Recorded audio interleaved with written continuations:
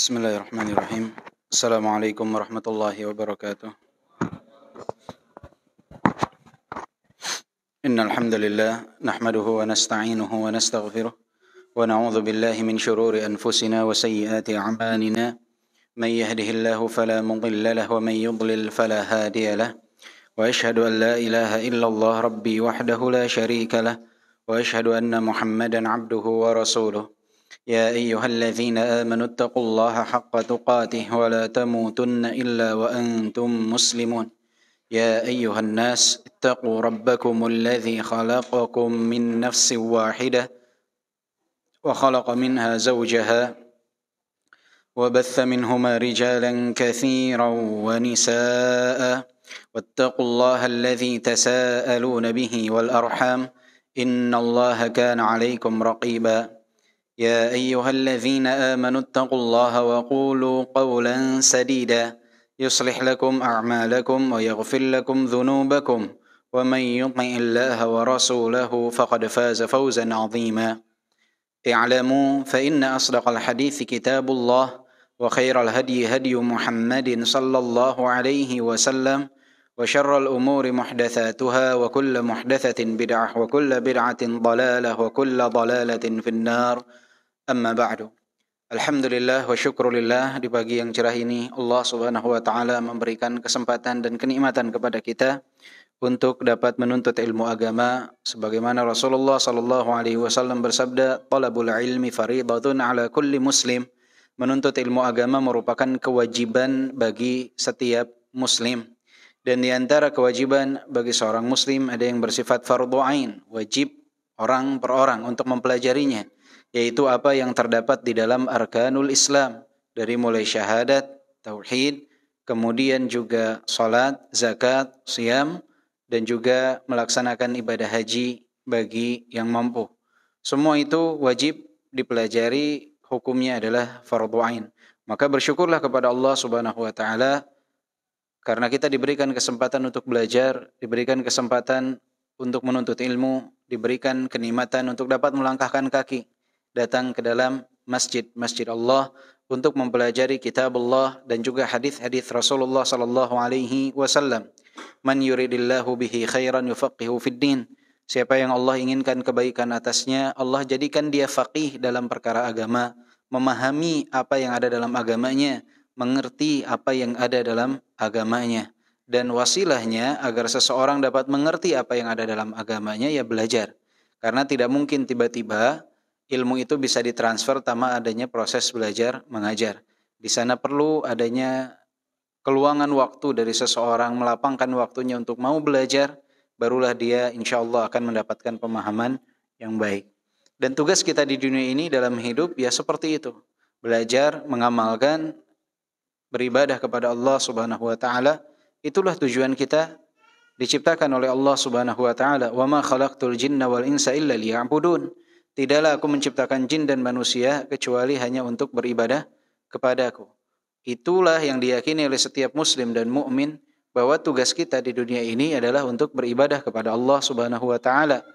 Kita diciptakan oleh Allah Subhanahu wa taala untuk beribadah kepada Allah Subhanahu wa taala. Orang-orang ateis, orang-orang yang tidak beragama, mereka tidak meyakini adanya Sang Pencipta. Mereka tidak meyakini adanya Sang Pencipta. Mereka akan dihisab oleh Allah atas apa yang mereka yakini tersebut. Oleh sebab itu, tidak heran jika mereka dalam menjalani kehidupan ini tanpa aturan. Kenapa? Karena memang mereka merasa tidak ada yang berhak untuk memberikan aturan kepada mereka.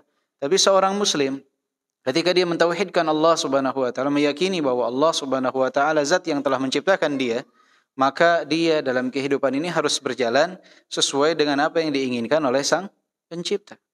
Orang-orang ateis terserah mereka, tapi mereka akan dihisab oleh Allah Subhanahu wa taala atas apa yang mereka yakini. Keyakinan batil mereka ini akan dihisab oleh Allah Subhanahu wa taala. Bahkan Allah Subhanahu wa taala dalam Al-Qur'an telah menentang keyakinan mereka dengan bentuk pertanyaan istinkar, pertanyaan yang mengingkari apa yang mereka yakini. Allah Subhanahu wa taala dalam surat At-Tur ayat ke-35 berfirman, "Am khuliqu min ghairi syai'in am humul khaliqun?" Am khuliqu min ghairi syai'in am humul khaliqun. Berkenaan dengan ayat tersebut, Syekh Al-Fauzan hafizahullah, beliau mengatakan bahwa manusia itu satu di antara 3 kemungkinan dalam hidup di dunia ini. Yang pertama, kemungkinannya adalah dia terjadi secara tiba-tiba tanpa ada yang menciptakan. Ini teori pertama yang muncul di kalangan manusia. Yang kedua, atau mereka meyakini bahwa mereka terjadi karena proses yang mereka alami sendiri, mereka yang menciptakannya. Yang ketiga, di sana ada zat yang telah menciptakan mereka. Ada sang pencipta. 3 teori ini yang berkutit di tengah-tengah umat. 2 teori pertama telah Allah Subhanahu wa taala bantah di dalam Al-Qur'an. Am khuliqu min ghairi syai'in? Apakah mereka diciptakan tanpa ada sesuatu apapun? Tidak ada yang menciptakan mereka? Mustahil. Allah bertanya dalam bentuk istinkar, pengingkaran terhadap keyakinan mereka. Mungkinkah ada orang yang diciptakan tanpa ada yang menciptakan? Am khuliqu min ghairi syai'in? Kemudian teori yang kedua pun Allah bantah dengan bentuk pertanyaan yang mengandung pengingkaran. Am khuliqu min ghairi syai'in am humul khaliqun? Atau apakah mereka menciptakan diri mereka sendiri? Maka orang yang berakal akan menjawab, kita tidak diciptakan tiba-tiba, tidak mungkin tanpa ada yang menciptakan, dan kita pun tidak bisa menciptakan diri kita sendiri. Orang yang berakal akan menjawab itu. Maka jika teori pertama dan kedua ini terbantahkan, yang benar adalah teori yang ketiga. Di sana ada zat yang menciptakan manusia. Karena kita tidak terjadi begitu saja tiba-tiba dan juga tidak bisa menciptakan diri kita sendiri. Maka teori pertama dan kedua ini adalah teori yang batil. Allah tentang hal tersebut dalam Al-Quran. Nah, seorang yang beriman, ketika dia mengimani di sana ada zat yang telah menciptakan dia, maka dia harus masuk ke bentuk pertanyaan berikutnya. Apa tujuan saya diciptakan? Kan harus bertanya seperti itu. Maka Allah telah menjawab pertanyaan tersebut di dalam Al-Quran. Dalam surat Az-Zariyat ayat ke-56. Wa ma khalaqtul jinna wal insa illa liya'budun. Tidaklah aku menciptakan jin dan manusia kecuali untuk beribadah kepadaku. Barulah seorang muslim tadi, dia mengetahui, ternyata tujuan saya diciptakan adalah untuk beribadah kepada Allah. Maka dia harus bertanya kemudian, bagaimana cara saya beribadah kepada Allah Subhanahu wa taala? Pertanyaan berikutnya. Bagaimana cara saya beribadah kepada Allah Subhanahu wa taala? Maka Allah Subhanahu wa taala menjawab dengan mengirimkan Rasul, mengirimkan Nabi Muhammad sallallahu alaihi wasallam untuk membimbing kita bagaimana cara beribadah kepada Allah Subhanahu wa taala. Perkara apa yang Allah Subhanahu wa taala ridhai yang termasuk dalam kategori ibadah. Maka kita sebagai seorang muslim harus mengetahui seperti apa cara beribadah kepada Allah Subhanahu wa taala. Maka kita akan bertanya kembali. Kita tidak satu zaman dengan Nabi. Maka bagaimana cara saya mengetahui cara beribadahnya Nabi Muhammad SAW? Maka jawabannya adalah pelajari Al-Quran dan As-Sunnah. Fahami seperti apa cara beribadahnya Nabi Muhammad SAW kepada Allah Subhanahu wa taala. Nah, ini fase demi fase pertanyaan ini, jawabannya semua ada dalam Al-Quran dan As-Sunnah. Kalau orang yang tidak beragama, dia tidak mau mengikuti aturan, itu adalah konsekuensi dari pilihan yang dia pilih, walaupun nanti dia akan dihisab dengan hal tersebut. Bukan sesuatu yang mengherankan ketika dia tidak mau mengikuti suatu aturan. Tapi orang yang beriman, orang yang mengaku bahwa Rabbnya adalah Allah Subhanahu wa taala, mengaku bahwa Nabi Muhammad adalah utusan Allah, dia meyakini diciptakan oleh Allah, dia mengetahui tugas dia hidup dunia untuk beribadah kepada Allah. Dia mengetahui bahwa cara ibadah yang dibenarkan adalah yang mengikuti petunjuk Rasulullah SAW. Sungguh mengherankan kalau dia tidak mau beribadah dan tidak mau mencontoh Nabi Muhammad SAW. Enggak ngeklik gitu, ya. Enggak, aneh. Ya, itu pertanyaan besar. Maka kita hidup di dunia ini harus beribadah jika ingin mendatangkan keridhaan Allah Subhanahu wa taala. Kalau tidak, yang akan terjadi adalah kemurkaan Allah Subhanahu wa taala. Untuk mendekatkan pemahaman Bapak-bapak dan Ibu-ibu sekalian, untuk mendekatkan pemahaman. Jika Bapak-bapak menyewa satu ruko yang ada 3 lantai. Bapak menyuruh 3 orang, A, B, dan C. Bapak menyuruh orang yang pertama si A. A, tolong engkau bersihkan lantai pertama, kau sapu, kemudian kau pel lantai pertama. Begitupun orang kedua dan ketiga, si B dan si C. Semua diperintahkan perintah yang sama. Untuk membersihkan masing-masing satu lantai, disapu dan dipel. Bapak datang 1 jam kemudian, lihat di lantai 1, orangnya betul, dia sudah menyapu dan sedang mengepel. Bapak bahagia tidak? Senang tidak? Senang. Apa yang Bapak perintahkan dilaksanakan. Datang ke lantai 2, yang di lantai 2 lagi ngopi. Masih kotor. Tidak disapu, tidak dibersihkan. Bapak marah? Wajar kalau Bapak marah. Datang ke lantai 3, dia bukan ngopi lagi. Tapi dia lagi bawa karung-karungan tanah, lagi dia hamburkan di dalam ruko tersebut. Bapak marahnya lebih besar tidak? Lebih besar. Kenapa? Karena orang yang ketiga ini melakukan sesuatu yang justru kebalikan dari yang diperintahkan. Yang kedua, tidak melakukan kebalikannya, tapi juga tidak melakukan apa yang diperintahkan. Ini untuk mendekatkan pemahaman kita. Kita walillahil matsalul a'la ya.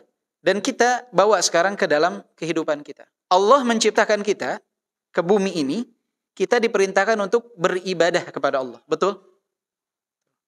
Jika ada si A, dia beribadah kepada Allah hidup di dunia ini. Allah akan ridha kepada dia tidak? Iya. Si B, dia acuh tak acuh. Enggak mau ibadah, tapi juga kemaksiatan, kesyirikan tidak dia lakukan semuanya. Hidupnya banyak membuang-buang waktu. Melakukan hal yang tidak bermanfaat. Dia tidak mabuk. Dia tidak minum minuman keras. Tapi waktunya banyak dilakukan dalam perkara yang sia-sia. Bukan dipakai untuk beribadah kepada Allah. Yang si C disuruh beribadah kepada Allah, dia marah melakukan kemaksiatan. Dia berbuat kesyirikan. Dia berbuat kemaksiatan. Kira-kira Allah murka tidak? Murka. Maka jika kita saja dalam kehidupan dunia tidak mau ada orang yang sudah kita perintahkan, kita datangkan untuk melakukan A, kemudian dia malah melakukan sebaliknya, kita tidak senang. Bagaimana kita dalam kehidupan ini melakukan hal yang serupa atas perintah Allah Subhanahu wa taala. Maka tidak ada pilihan B dan C. Pilihan kita hidup di dunia ini menjalankan apa yang Allah Subhanahu wa taala perintahkan. Maka itu harus jadi mindset dalam kehidupan kita. Bagaimana semua langkah kita bernilai ibadah. Antum mau posting sesuatu, lihat ini bernilai ibadah tidak? Bernilai ibadah lakukan. Tidak, lakukan hal lain yang mendatangkan nilai ibadah. Mau melakukan apapun, ingat ini bernilai ibadah atau tidak? Tidak, tinggalkan. Karena tugas kita hidup di dunia ini adalah untuk beribadah kepada Allah Jalla Jalaluhu, bukan untuk melakukan hal yang lain. Beribadah. Maka lihat, nilainya ada nilai ibadah atau tidak. Apa yang kita lakukan bernilai ibadah tidak. Ucapan kita, perbuatan kita, langkah kaki kita. Itu yang selalu harus kita motivasi. Ibadah tidak. Bukan sesaat untukmu, sesaat untuk Rabbmu. Tidak. Bukan seperti itu. Inna salati wa nusuki wa mahyaya wa mamati lillahi rabbil alamin. Semuanya untuk Allah Subhanahu wa taala. Tidak dibatasi dalam momentum tertentu saja. Jangan. Semuanya untuk Allah Subhanahu wa taala. Maka keliru kalau orang misalkan melakukan acara resepsi pernikahan. Nah, ketika akad nikahnya itu harus sesuai dengan tuntunan Allah dan Rasulnya. Nanti resepsinya bebas. Boleh bermaksiat. Salah, keliru. Semua dalam rangkaian pernikahan harusnya mengikuti petunjuk Nabi Muhammad SAW. Enggak dipisah. Nah, kebanyakan umat di zaman sekarang itu membagi-bagi. Seakan-akan untuk momentum ini kita jalankan sesuai perintah Allah dan Rasulnya. Nanti 1 jam kemudian silahkan, bebas. Seakan-akan yang 1 jam kemudian itu tidak ada hisab. Orang yang beriman tidak mau seperti itu. Orang yang beriman tidak mau menjadikan apa yang dia lakukan mendatangkan kemurkaan Allah Subhanahu wa taala. Karena kita orang yang mengimani Allah Subhanahu wa taala, maka harus hidup di dunia ini sesuai dengan apa yang Allah Subhanahu wa taala inginkan. Kita hafal ayat ini Bapak-bapak dan Ibu-ibu sekalian, wa ma khalaqtul jinna wal insa illa liya'budun. Sering kita dengar tujuan diciptakan untuk beribadah. Tapi dalam pelaksanaannya, dalam kehidupan kita sering melupakan hal tersebut. Maka ingin mendatangkan keridhaan Allah, ya beribadah kepada Allah Subhanahu wa taala. Dan ini adalah tugas kita sebagai seorang muslim, tugas kita sebagai seorang mukmin. Baik, insyaallah hari ini kita akan melanjutkan pembahasan kita dari kitab At-Tuhaf bil Ma'thuri 'anis Salaf. Pekan lalu kita telah sampai ke bab ke-24 ya. Betul? Ya. Sekarang kita masuk ke bab ke-25. Muzahamatur rijal. Bab yang ke-25 adalah muzahamatur rijal. Nah, ini adalah bab yang berkenaan dengan wanita yang seringkali itu melakukan aktivitas atau melakukan sesuatu yang menyebabkan dia itu bercampur baur dengan laki-laki. Ya, bercampur baur dengan laki-laki. An Manbudh ibn Abi Sulaiman an ummihi annaha kanat 'inda Aisyah zaujin Nabi sallallahu alaihi wasallam ummul mu'minin. Dari Manbudh ibn Abi Sulaiman bahwasannya ibunya suatu hari berada di samping Aisyah istri Rasulullah sallallahu alaihi wasallam ummul mu'minin. Fadakhalat 'alaiha maula laha faqalat laha. Kemudian datang pembantunya Aisyah radhiyallahu anha, seorang wanita kepadanya. Kemudian berkata, "Ya ummul mu'minin, tuftu bil baiti sab'a wassalamtu ar-rukna marratain aw thalatha." Wahai ummul mu'minin, wahai Aisyah radhiyallahu anha, sesungguhnya aku telah melaksanakan tawaf di hadapan Ka'bah di dalam Masjidil Haram sebanyak 7 putaran. Wastalamtu rukun, dan aku pun mengusap rukun. Rukun di sini maksudnya adalah Hajarul Aswad, karena yang dimaksud di sini adalah Hajarul Aswad. Marratain aw thalatha, sebanyak 2 kali atau 3 kali. Jadi ketika seseorang hendak melaksanakan tawaf itu dimulai dari mana? Startnya Hajarul Aswad. Start dimulai dari Hajar Aswad, dan ketika memulai dia boleh memilih 1 di antara 3 hal, ya, atau 1 di antara 4 hal. Yang pertama, dia mencium langsung Hajar Aswad seraya mengatakan Bismillahi wallahu akbar. Atau dia dapat mengusap dengan tangan kanannya Hajar Aswad, kemudian mengecup tangan kanannya tersebut. Atau dia dapat menggunakan tongkat jika dia membawa tongkat, jika sulit dengan tangannya.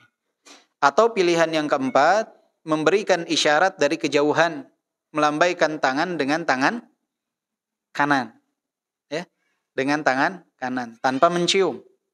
Jadi mencium itu ketika mengusap saja, tapi kalau melambaikan tangan saja tidak dicium. Kalau jamaah Indonesia banyaknya pas di depan Hajar Aswad, itu kayak orang ketemu fans. Begini terus, berkali-kali, kadang 5 kali, 10 kali dicium tangannya. Ya, enggak, cukup 1 kali memberikan isyarat. Ini pilihan. Dan di Hajar Aswad itu padat. Bapak-bapak mungkin yang pernah umrah atau haji, padatnya kan luar biasa. Pilihan ini Allah Subhanahu wa taala berikan agar memudahkan bagi umat, tidak memaksakan diri. Nah, ini terjadi di zaman sahabat. Di zamannya Aisyah radhiyallahu anha, pembantu beliau umrah wanita, kemudian mengatakan bahwa beliau berhasil untuk mengusap Hajar Aswad. Mengusap Hajar Aswad sebanyak 2 kali atau 3 kali. Berarti sisanya tidak sempat mengusap, hanya memberikan isyarat. Nah, ini hanya Hajar Aswad saja. Ada 1 rukun lagi yang disebut rukun Yamani, sudut sebelum Hajar Aswad. Yang disyariatkan dengan rukun Yamani itu tidak mencium, hanya mengusap saja. Dan setelah mengusap tidak mencium tangan juga. Dan kalau tidak bisa tidak memberikan isyarat. Jadi yang disyariatkan dengan rukun Yamani hanya mengusap dengan tangan kanan jika mampu. Jika tidak mampu mengusap dengan tangan kanan, ya sudah. Lewat saja. Anak pernah ini satu kejadian, bawa jamaah umroh. Pas lihat rukun yamani kosong, silahkan diusap. Pada mencium semua. Terus pada nangis semua. Bu, nangis semua. Saya tanya, kenapa pada nangis semua? Terima kasih. Terima kasih, kenapa Bapak Ibu? Terima kasih udah dikasih jalan buat nyium Hajar Aswad. Kata saya, sambil nangis mereka. Kata saya, bukan Hajar Aswad, itu rukun yamani. Dan tidak disyariatkan mencium, hanya mengusap saja. Yang tadinya nangis berhenti langsung semua. Ya. Padahal kalau dibiarkan itu pulang ke Indonesia akan jadi satu cerita khusus. Ya. Saya depan Hajar Aswad kosong kata dia. Ya. Dan jamaah Indonesia itu punya keyakinan kalau nggak nyium Hajar Aswad itu seakan-akan umrohnya tidak afdal. Seakan-akan nggak sakti. Punya dosa apa kalau nggak nyium Hajar Aswad. Nah, keyakinan seperti ini menyebar. Makanya di depan Hajar Aswad itu banyak joki Hajar Aswad. Ya, Bapak kalau Bapak tawaf, apalagi sendiri, itu biasanya ada yang nyamperin. Nanti ada geng-gengnya, geng Medan, geng Lombok. Ada calonnya, ada jokinya. Ada yang standby dekat Hajar Aswadnya, ada yang muter nyari pelanggan. Nyium Hajar Aswad, ada yang nawarin 100 real, 500 real, 1000 real, tergantung. Ya, itu ada jokinya. Nah, intinya adalah, berkenaan dengan Hajar Aswad ini, pilihannya tadi satu di antara 4. Nah, pembantu dari Aisyah ini saat itu berhasil untuk mengusap Hajar Aswad. Maka apa jawaban dari Aisyah radhiyallahu anha? Aisyah radhiyallahu anha ketika mendengar hal tersebut mengetahui bahwa dekat Hajar Aswad itu padat, terutama oleh laki-laki. La ajarakillah tudafi'in ar-rijal ala kabbarti wa mararti. Apa kata Aisyah radhiyallahu anha? Semoga Allah tidak memberikan pahala kepadamu. Semoga Allah Subhanahu wa taala tidak memberikan pahala kepadamu. Tudafi'in ar-rijal, engkau berdesak-desakan dengan laki-laki. Ala kabbarti wa mararti, kenapa engkau tidak bertakbir saja kemudian lewat saja? Cukup memberikan apa? Isyarat. Tidak usah memaksakan diri berhimpitan dengan laki-laki. Karena yang akan terjadi ketika seseorang berusaha mencium Hajar Aswad, khususnya wanita, itu pastinya dia akan berhimpitan dengan laki-laki. Tidak sedikit yang jilbabnya tertarik, auratnya terbuka. Kemudian dia akhirnya terhimpit-himpit oleh laki-laki yang lain. Nggak sedikit juga yang minta antar kepada ustadznya. Ustadznya yang melukin dia buat nyium Hajar Aswad. Beres hasil mencium Hajar Aswad, terima kasih kepada ustadznya. Apakah demi hal yang sunnah melakukan yang haram? Mencium Hajar Aswad itu sunnah. Tapi menyentuh laki-laki atau wanita yang bukan mahram ini haram. Apalagi sampai dipeluk, digenggam. Di mana? Di hadapan Ka'bah Al-Musyarrafah di dalam Masjidil Haram. Tidak sedikit juga para lelaki demi mencium Hajar Aswad dia sakiti saudaranya sesama muslim. Dia dorong saudaranya, dia pukul saudaranya. Hanya untuk mencium Hajar Aswad. Apakah demi yang sunnah melakukan yang haram? Padahal darah seorang muslim itu, kalau menetes darah seorang muslim, bagi Allah itu tidak lebih berat daripada hancurnya Ka'bah batu demi batu. Maka orang yang belajar, dia harus mengetahui mana skala prioritas. Jangan sampai demi yang sunnah, dia melakukan perbuatan yang haram. Dan ini yang diingkari oleh Aisyah radhiyallahu anha. Karena wanita yang ada di hadapannya demi melakukan hal yang sunnah, telah berdempet-dempetan dan berhimpit-himpitan dengan laki-laki. Dan ini diharamkan dalam syariat. Jadi nggak boleh seperti ini. Kalau misalkan ada kelapangan, lowong, Bapak Ibu mau cium Hajar Aswad, silakan. Tapi kalau misalkan kondisinya padat, ya cukup memberikan isyarat. Daripada melakukan hal yang mendatangkan murka Allah Subhanahu wa ta'ala. Apalagi di hadapan Ka'bah Al-Musyarraf. Itu tujuan kita belajar.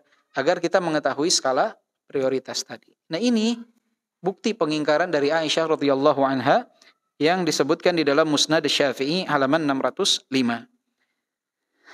Kata Syekh Abdul Razak Al-Badr hafizahullah, ankarat 'alaiha radhiyallahu anha wa shaddadat fil inkar ma anna ad-dafi' li hadhihi al-muzahamah ar-raghbatu fil khair wal hirsu 'ala taqbil al-hajar al-aswad. Aisyah radhiyallahu anha mengingkari dengan keras. Pengingkaran yang sangat keras. Padahal yang menyebabkan wanita tersebut berhimpit-himpitan dan berdempet-dempetan dengan laki-laki adalah keinginannya yang sangat kuat, harapannya yang sangat kuat untuk melakukan kebaikan, yaitu mencium Hajar Aswad. Niatnya baik dan dalam beribadah. Ini dalam ibadah. Di Masjidil Haram niatnya baik, melakukan sunnah mencium Hajar Aswad. Karena mencium Hajar Aswad ini apa? Sunnah. Umar Ibn Al-Khattab pernah berdiri di hadapan Hajar Aswad. Kemudian Umar Ibn Al-Khattab berkata apa? Wallahi inni la'a'lam annaka hajar. La tadur wa la tanfa'. Walaula anni ra'aitu Rasulullah sallallahu alaihi wasallam qabbalak ma qabbaltuk. Demi Allah aku tahu engkau ini hanyalah batu. Andai saja. Ya, demi Allah aku tahu engkau ini hanyalah batu. Tidak bisa mendatangkan kemanfaatan dan kemudaratan. Andai saja. Aku tidak melihat Rasulullah menciummu, aku tidak akan pernah mencium. Ini yang dikatakan oleh siapa? Umar Ibn Al-Khattab. Hajar Aswad, Pak. Batu yang Allah turunkan dari surga. Yang awalnya lebih putih daripada susu. Kemudian yang membuatnya hitam adalah dosa-dosa dan kesalahan manusia. Kata Umar Ibn Al-Khattab tidak bisa mendatangkan manfaat. Maka apalagi batu giok, batu apalagi itu? Bacan, lebih lagi. Jika Hajar Aswad batu yang diturunkan dari surga yang menempel dengan Ka'bah, yang dicium oleh Nabi, yang menjadi sunnah bagi setiap orang yang tawaf itu tidak bisa mendatangkan kemanfaatan, aneh kalau seorang muslim masih pakai cincin buat mendatangkan manfaat, batu giok, batu apalah bacan dan lain sebagainya. Ya, aneh. Ya, jika benda seistimewa Hajar Aswad saja, Umar Ibn Al-Khattab katakan tidak bisa mendatangkan kemanfaatan, semua berasal dari Allah Subhanahu wa taala, maka bagaimana mungkin seorang muslim yang betul-betul beriman kepada Allah meyakini keris bisa mendatangkan manfaat, batu bisa mendatangkan manfaat tertentu, menolak kemudaratan, sungguh sangat mengherankan. Itu pelajaran penting dari Hajar Aswad, batu yang istimewa. Nah, syahid daripada dalam bab ini adalah bagaimana keinginan yang baik itu saja tidak cukup. Keinginan yang baik, harapan yang baik itu tidak cukup. Dan di dalam syariat Islam, itu wanita itu sangat dijaga yang namanya auratnya. Bahkan ketika wanita, ketika tawaf, masih berkenaan dengan tawaf, laki-laki itu ketika tawaf qudum atau tawaf umrah, ketika mereka melaksanakan tawaf di 3 putaran pertama, disunnahkan untuk melakukan roml, yaitu berjalan cepat dengan jarak yang pendek dan menggerakkan pundak. Itu yang disebut roml, seperti berlari-lari kecil. Tapi beda dengan berlari. Ya, seperti berlari-lari kecil. Itu hanya disunnahkan untuk laki-laki. Perempuan tidak. Ketika sa'i melewati lembah yang sekarang diberi lampu berwarna hijau, laki-laki disunnahkan untuk berlari, perempuan tidak. Kenapa? Untuk menjaga kehormatan wanita tersebut, sehingga tidak menimbulkan fitnah. Jika di dalam ibadah saja, dalam inti ibadah saja, wanita banyak diberikan keringanan untuk tidak melakukan apa yang dilakukan oleh laki-laki, dan tidak bolehnya berhimpitan dan berdempetan dengan laki-laki, apalagi kata Syekh di sini mengatakan fa kaifa sya'nu biman yuzahimna ar-rijal raghbatu fi syarr wa hirsan ala itharati syahwat wa hunna bi abhaz zinati wa tamamit tajammuli wa ta'attur. Maka bagaimana dengan para wanita yang dia berdesak-desakan dengan laki-laki dengan tujuan yang tidak baik dan untuk menyebarkan syahwat, dan mereka dalam menggunakan pakaian yang sangat indah, kemudian berhias dan menggunakan wewangian. Jelas itu kemungkarannya jauh lebih besar. Dan ini yang kita saksikan saat ini. Bapak Ibu, lihat kalau acara pernikahan. Bagaimana wanita dan laki-laki itu, subhanallah, ya. Bahkan tidak sedikit sekarang acara pernikahan itu ada joget bersama, ya, goyang bersama, ya. Kemudian kadang ibu-ibu di beberapa tempat itu melakukan senam dengan pakaian yang ngepres di pinggir jalan.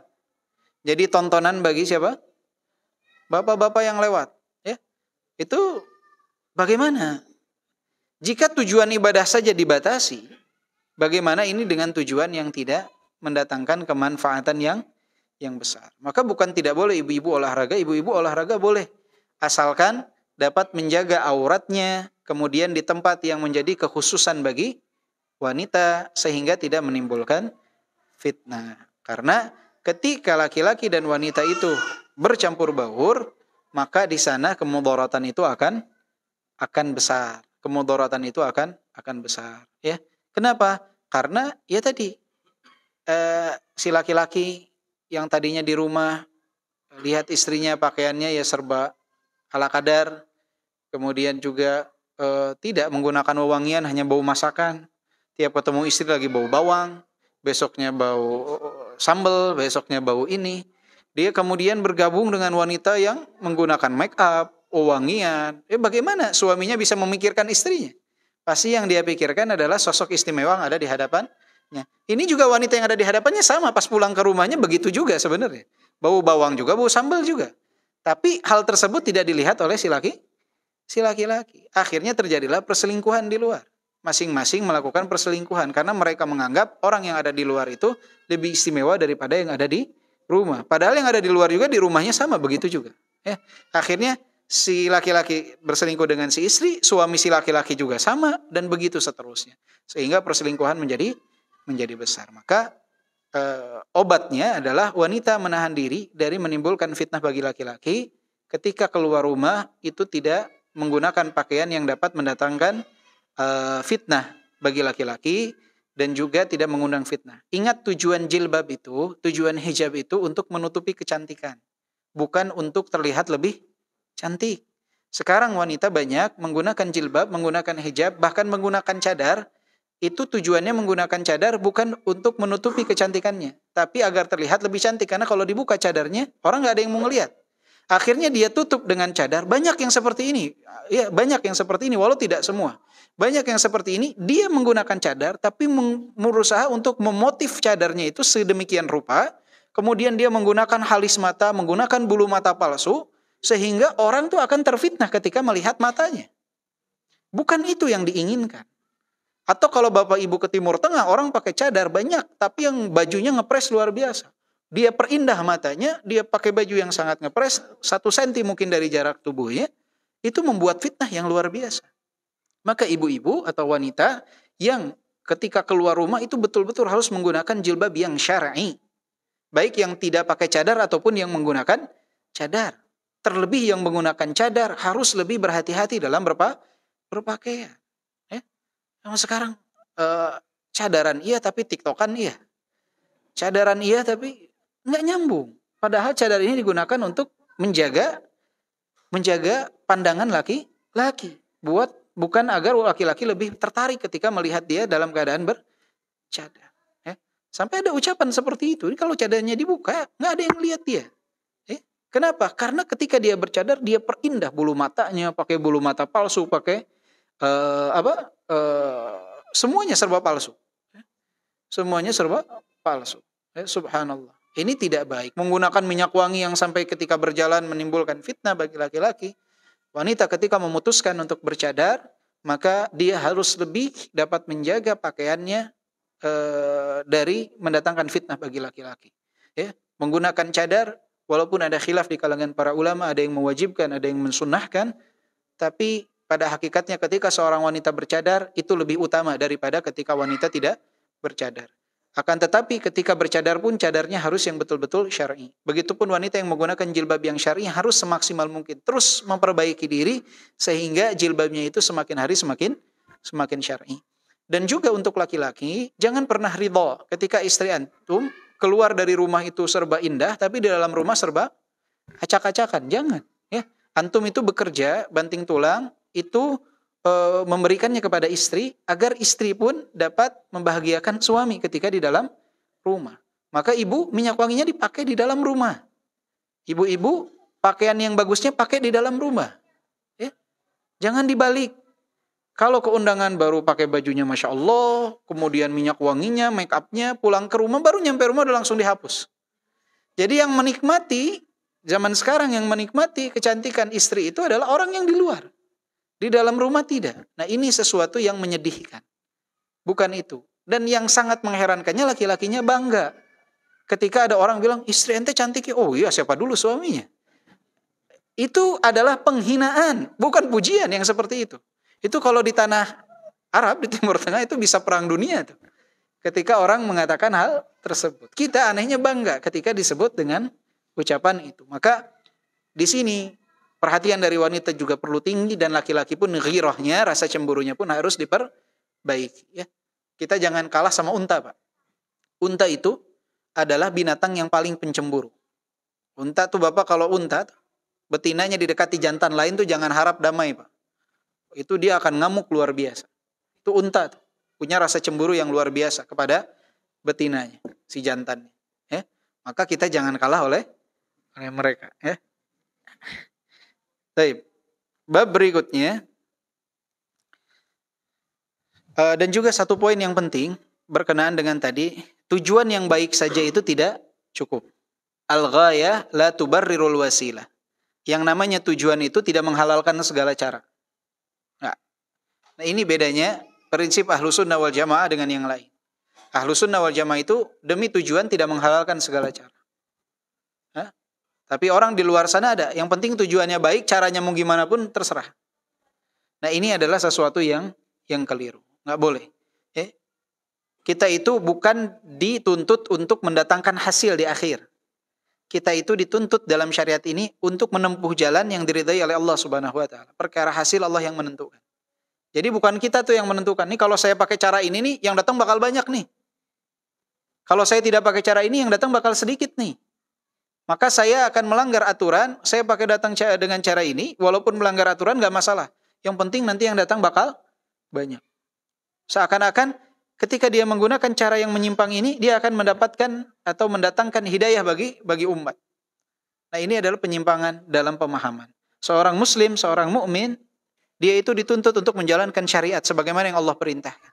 Perkara hasil Allah Subhanahu Wa Taala nanti yang akan memberikan. Jadi tugas kita ini bukan menuntut atau memperkirakan hasil kemudian menempuh segala cara walau diharamkan, bukan seperti itu. Tugas kita adalah boleh seseorang memiliki target tapi tetap jalan di jalan yang benar. Di jalan yang disyariatkan oleh Allah Subhanahu wa taala. Jangan demi tujuan menghalalkan segala cara. Seperti tadi, seseorang demi mencium hajar aswad dia rela mukul orang, dia rela nyenggol orang, demi nyium hajar aswad dia rela berberaturan dengan laki-laki yang bukan mahram. Tujuannya baik, tapi caranya salah. Maka Aisyah menentang hal tersebut. Dan ini harus jadi prinsip dalam hidup kita. Bahwa yang namanya tujuan itu tidak bisa menghalalkan segala cara. Kita pun sama dalam kehidupan dunia. Coba bapak-bapak dan ibu-ibu sekalian kalau punya anak, bapak ibu targetkan. Pokoknya engkau harus punya nilai 9 minimal dalam rapot. Bapak ibu senang tidak? Jika anak ibu itu demi dapat nilai 9 nyontek. Senang tidak? Tidak. Bapak ibu mungkin menargetkan nilai 9, tapi tetap bapak ibu akan mengatakan, cara kamu buat dapat nilai 9 ini belajar yang rajin, ketika ujian fokus dalam mengerjakannya, kamu dapat nilai 9, bapak senang. Kemudian kalau dia datang, Pak saya nilai saya 9, bagaimana? Kamu belajar? Enggak. Apa yang kamu lakukan? Saya nyontek Pak. Bapak akan senang? Akan senang? Tidak. Tidak. Walillahil matsalul a'la.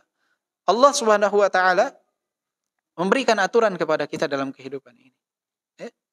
Kemudian kita menempuh jalan yang berbeda, pastinya Allah Subhanahu wa taala akan murka kepada kita. Maka hati-hati, jangan demi tujuan menghalalkan segala cara. Bab berikutnya, uluwul himmah, bab ke-26, uluwul himmah, tekad yang tinggi. Tekad yang tinggi. Qala Umar ibn Abdul Aziz rahimahullah, innan nasa law kanu idza kabura alaihim amrun tarakuh ma qama dinun wala dunya hilyatul awliya li Abi Nuaim. Umar ibn Abdul Aziz ini adalah khalifah bagi kaum muslimin yang luar biasa, sangat adil ya, di tahun 99 sampai 101 Hijriyah. Umar ibn Abdul Aziz rahimahullah. Beliau berkata, innan nasa law kanu idza kabura alaihim amrun taraku ma qama dinun wala dunya. Sesungguhnya manusia jika bertemu dengan satu perkara yang besar, kemudian dia tinggalkan perkara tersebut, tidak mau dia tempuh, maka tidak akan berdiri baik agama ataupun dunia seseorang. Jadi seseorang itu harus memiliki tekad yang tinggi, kemauan yang besar. ketika bertemu dengan satu permasalahan yang besar, satu perkara yang besar, dia harus punya tekad yang lebih tinggi dari perkara tersebut. Sehingga akan berdiri tegak yang namanya agama dan dunianya seseorang. Seseorang itu harus belajar kalau dalam urusan dunia itu keluar dari zona nyaman. Jangan udah takut duluan, udah mundur duluan. Bismillah, tempuh. Kita diperintahkan melakukan sebab, berdoa kepada Allah Subhanahu wa taala, berikhtiar, bertawakal. Jangan sampai karena pesimisme kita sehingga banyak hal di dalam kehidupan ini yang kita tinggalkan. Menganggap diri kita tidak mampu. Seorang muslim itu tidak boleh seperti itu. Seorang muslim itu harus punya optimisme. Orang bisa, saya insya Allah bisa. Bukan mengingkari dzalika fadlullahi yu'tihi may yasha, tidak. Itu keutamaan Allah yang Allah berikan kepada siapa yang Allah kehendaki. Itu betul. Dan itu harus kita yakini. Tapi bukan berarti kita menghilangkan yang namanya ikhtiar dan tawakal kepada Allah Subhanahu wa taala. Tidak. Orang lain bisa mendapatkan itu, kita berikhtiar. Nanti kalau sudah berikhtiar, berdoa, tidak juga dapat, ya sudah, berarti rezeki kita sampai di situ. Tapi jangan dari awal udah saya mah nggak mampu. Saya nggak bisa. Jangan. Perkara apapun, mungkin besar bagi kita, tapi harus ada niat yang kuat. Harus ada tekad yang tinggi. Karena kalau kita mundur, ketika menghadapi masalah atau sesuatu yang besar, tidak akan berdiri yang namanya agama ataupun dunia. Akan sulit. Wah nanti begini. Misalkan pembangunan masjid, mau bangun masjid. Waduh nanti ribut sama warga, waduh susah lah. Nanti izinnya, nanti ngebangunnya, nanti biayanya. Kalau nggak dimulai, nggak diikhtiarkan, ya nggak akan terjadi apapun. Susah. Sesuatu itu harus disertai dengan sebab. Bapak mau usaha misalkan, wah nanti begini, nanti nggak jadi ah. Udah aja kerja lagi aja. Selamanya kerja. Betul kerja, boleh tidak? Boleh, baik. Cuma seseorang harus berani untuk keluar dari yang namanya zona nyaman. Berikhtiar. Hidup ini perlu fluktuatif. Jangan begitu aja konstan. Harus ada tekad yang kuat. Selama dalam perkara yang dihalalkan oleh Allah Subhanahu wa taala dibolehkan dalam syariat, ya bismillah. Kita harus mau memulai. Jangan takut, jangan pesimis. Islam itu tidak senang kepada sifat pesimisme. Bukan dari Islam itu sifat pesimisme tersebut. Rasulullah mengatakan wa yu'jibunil fa'al. Aku itu suka dengan al-fa'al. Al-fa'al itu kata-kata baik yang menumbuhkan optimisme. Rasulullah suka. Makanya para nabi alaihi wasallam semua optimis, enggak ada yang pesimis. Pernah dengar nabi pesimis? Enggak ada. Siapa yang dimasukkan ke dalam ikan oleh Allah Subhanahu wa taala? Nabi siapa? Nabi Yunus alaihi salam. Sudah ada di dalam perut ikan, pesimis gak? Tetap optimis. La ilaha illa anta subhanaka inni kuntu minadh dhalimin. Karena optimisme beliau, zikir dan doa beliau, akhirnya Allah Subhanahu wa taala bebaskan. Nabi Ibrahim sudah tua, pesimis gak? Wah, enggak bisa punya anak. Tidak. Tetap berdoa, Rabbi habli minas salihin. Tetap optimis, yakin. Nabi Muhammad sallallahu alaihi wasallam pesimis tidak? Tidak. Ada di dalam gua Thur bersama Abu Bakar. Kaki-kaki kaum musyrikin sudah ada di depan gua. Abu Bakar sudah khawatir atas keselamatan Nabi. Enggak ada jalan keluar lagi di dalam gua. Kaum musyrikin semua sudah di luar gua. Kelihatan kaki mereka oleh Abu Bakar. Ya Abu Bakar, kata Rasulullah, ma dhannuka bithnain Allahu thalithuhuma. Wahai Abu Bakar, bagaimana kiranya tentang dua orang yang ketiganya itu adalah Allah. Allah bersama kita, Allah pasti menolong kita. La tahzan, jangan kau bersedih. Akhirnya Allah turunkan surat At-Taubah. Thaniya itsnaini idh huma fil ghar idh yaqulu li sahibihi la tahzan innallaha ma'ana fa anzalallahu sakinatahu alaihi. Allah turunkan ketenangan. Wa ayyadahu bi junudin lam tarauha, ditolong dengan pasukan yang tidak terlihat. Allah kirim jaring laba-laba, sarang laba-laba. Sehingga kaum musyrikin pas mau masuk udah percuma. Kalaupun ada di dalam nih sarang laba-laba pasti sudah hancur. Auhanal buyut, rumah paling rapuh tuh sarang laba-laba. Gak mungkin Muhammad dan Abu Bakar bisa lewat tanpa menghancurkan sarang laba-laba ini. Auhanal buyut. Rumah paling rapuh di dunia ini, Pak, apa? Sarang laba-laba. Tahu gak yang bangun sarang laba-laba itu siapa? Jantan apa betina? Hah? Yang bangun sarang laba-laba jantan apa betina? Betina. Ketika yang membangunnya adalah betina, rumah tersebut menjadi rumah paling rapuh di dunia ini. Makanya kalau rumah tangga pemimpinnya wanita, siap-siap menemukan kehancuran. Karena pemimpin dalam rumah tangga itu siapa? Laki-laki. Ya. Jadi pelajaran penting dari sarang laba-laba itu, bahwa pembangunan rumah itu, rumah secara maknanya, rumah itu harus dibangun dengan satu pemimpin yang secara hukum alamnya Allah Subhanahu wa taala telah mengatakan ar-rijalu qawwamuna 'alan nisa. Kalau ditukar akan menjadi rumah yang sangat rapuh. Akan menjadi rumah yang sangat rapuh. Hati-hati akan hal tersebut.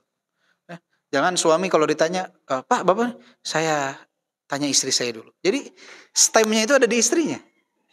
Dari hal kecil sampai hal besar, stem itu ada di mana? Di istrinya. Jangan, laki-laki itu harus punya kalimahnya, harus punya ibaratnya apa ya? Harus jadi pemimpin. Karena wanita itu tidak senang. Sebenarnya wanita itu tidak senang memimpin. Tapi ingin memimpin, tapi kalau sudah memimpin dia tidak senang. Dia inginnya dipimpin. Betul Bu ya?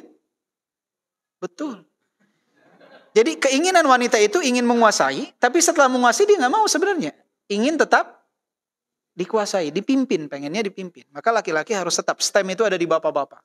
Jadi kalau ada anak, bapak-bapak punya atau ibu punya anak perempuan, ada yang melamar, itu stem akhirnya diterima atau tidak bukan di istri, tapi di suami. Ya, hati-hati dengan hal tersebut. Pelajaran dari sarang laba-laba. Nah, sifat optimisme ini harus terus ada. Nabi Musa sudah terpepet di hadapan beliau Laut Merah, di belakang rombongan Firaun. Falamma tara'al jam'an, dua kelompok sudah saling melihat. Qala ashabu Musa inna lamudrakun, kata sahabat Nabi Musa, udah selesai, kita pasti tertangkap. Kata Nabi Musa, pesimis? Tidak. Qala inna ma'iyya kata Nabi Musa, inna ma'iyya rabbi sayahdin. Sesungguhnya bersamaku ada Rabbku yang akan memberikan pertolongan. Allah perintahkan Nabi Musa melemparkan tongkat, terbelahlah Laut Merah tersebut. Allah tolong, enggak pesimis. Nabi Yakub ketika kehilangan Nabi Yusuf, apakah pesimis? Tidak. Bahkan ketika memerintahkan pencarian atas keberadaan Nabi Yusuf kepada anak-anaknya, satu wasiat penting yang diberikan, bekal utama yang diberikan oleh Nabi Yakub kepada putra-putranya apa? Untuk mencari keberadaan Nabi Yusuf. Fala tayasu mir rauhillah. Innahu la yayasu mir rauhillah illa alqaumul kafirun. Janganlah kalian berputus asa atas rahmat Allah. Sesungguhnya keputusasaan itu hanyalah dilakukan oleh orang-orang yang kufur kepada Allah Subhanahu wa taala. Jadi jika kalian ingin mencari keberadaan Yusuf, satu bekal buat kalian. Jangan pesimis. Jangan pesimis. Karena orang kalau sudah pesimis, Pak, akan mengubur potensi yang ada pada diri. Nah, ini yang harus kita bangkitkan sama anak-anak kita, bahwa ketika ada orang berhasil, kamu juga bisa. Tapi tidak hasad. Jangan hasad juga. Misalkan teman anak kita dapat nilai 10, anak kita dapat nilai 7. Kita bilangnya, bukan, nah kamu kan lebih pintar dari si Fulan. Harusnya si Fulan 7, kamu yang 10. Jangan begitu juga. Ajarkan dia optimisme dan ajarkan dia kecintaan kepada kawannya. Kamu juga bisa nak dapat nilai 10 seperti Fulan. Biar kalian berdua sama-sama punya nilai 10. Jadi ajarkan kecintaan kepada anak kita, kepada temannya. Dan ajarkan dia juga untuk punya tumuh, punya harapan, punya keyakinan dalam dirinya, punya optimisme dalam dirinya, bisa melakukan apa yang orang lain lakukan. Kebanyakan di zaman sekarang dibangkitkan nilai optimisme, tapi dibangkitkan juga nilai hasad kepada orang lain. Kamu yang harusnya nilai 10, dia nggak pintar sepintar kamu. Ya. Kamu 10, dia yang harusnya nilai 7. Nah, jadi sampai besar begitu tuh. Kalau lihat orang berhasil, yang harusnya berhasil, dia harusnya di bawah. Enggak. Tanamkan kecintaan, biar saya sama-sama berhasil dengan Fulan. Biar saya sama-sama dapat nilai bagus dengan Fulan. Dua hal kita tanamkan kepada mereka. Nilai optimisme dan juga kecintaan kepada sesama. Dan itu terbentuk dari kecil. Dan itu terbentuk dari kecil. Maka di sini Syekh mengatakan, وَلِذَا يَنْبَغِي لِلْمَرْءِ أَنْ تَكُونَ طُمُوحَتُهُ عَالِيَةً وَهِمَّتُهُ كَبِيرَةً مُجَافِيًا لِلتَّوَانِي وَالْكَسَلِ قَوِيُّ الثِّقَةِ بِاللَّهِ فِي أَنْ يَبْلُغَهُ مَا يَرْجُو وَخَيْرًا مِمَّا يَرْجُو. Oleh sebab itu sudah seharusnya bagi seseorang itu memiliki cita-cita yang tinggi, tekad yang besar, dan menghindarkan diri dari rasa malas. harus punya rasa percaya diri, ya. Harus punya rasa ketergantungan kepada Allah Subhanahu wa taala, bersandar, yakin atas apa yang Allah Subhanahu wa taala janjikan, bahwa dia bisa mendapatkan apa yang dia harapkan, bahkan lebih dari apa yang dia harapkan. Jangan pesimis.